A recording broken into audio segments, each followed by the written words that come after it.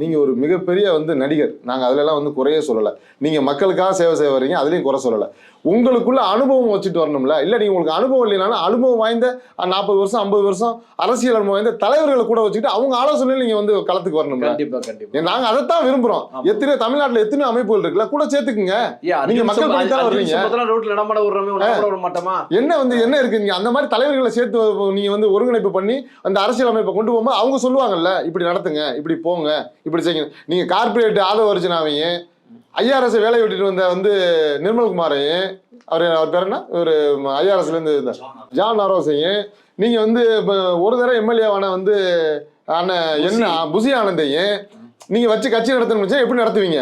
நீங்க அது கட்சியினுடைய உங்க பொறுப்பாளரை வச்சுக்கோங்க. உங்களுக்கு ஒரு பக்கபலமா ஒரு அரசியலை நம்ம மக்கள்கிட்ட கொண்டு போகணும்னு நினைக்கிறப்ப நீங்க 40 வருஷம் அரசியல் முதிர்ச்சியான 50 வருஷம் முதிர்ச்சியான அரசியல் அறிவாளிகளா சின்ன சின்ன கட்சியில இருக்க தலைவர்கள்ட்ட பேசி நீங்க எங்க கூட வாங்க, நாங்க பயணிப்போம், நீங்க அதிகாரத்தை கொடுக்குறோன்னு சொல்றீங்கல்ல, பகிர்ந்து கொடுப்போம் சொல்றீங்கல்ல, அந்த மாதிரி பேசி எத்தனையோ தமிழ்நாட்டுல கட்சிகள் இருக்கு, சிறு அமைப்புகள் இருக்கு. நீங்க ஒருங்கிணைப்பு பண்ணி அந்த தலைவர்கள் எல்லாம் ஒருங்கிணைப்பு பண்ணி ஒரு கூட்டம் போட்டு அரசியல் பண்ணுங்க, செய்யுங்க, கூட சேர்த்து செய்யுங்க. இதுல இன்னொரு விஷயம் பார்த்தோம்னா, ஆதவ அர்ஜுனா ஒரு ட்விட் போட்டு ரிலீட் பண்றாரு. அந்த ட்விட் போட்ட சில மணி நேரங்களுக்குள்ள பல ஆயிரம் பேர் ஷேர் பண்ணிட்டாங்க. அதுல புரட்சி நடத்தணும், ஜென்சி புரட்சி நடத்தணும், புரட்சி நடத்தணும், இவரு வீட்டுல உட்காந்துக்குவாரு.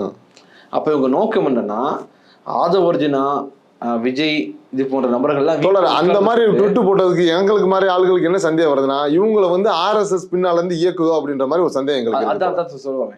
அப்ப புரட்சி நடத்துவது யாரு? நீ வீட்டுல உட்காந்துக்கோ, நாங்க சாவணும். அதுதான் சொல்றேன். இப்ப தொடர் நீங்க சொன்ன தகவல் தான் நான் சொல்றேன். அதுல இறந்து போன குடும்பத்துல 70% பேர் பட்டியலின மக்கள் சேர்ந்தவங்க வராங்க. ஆமா.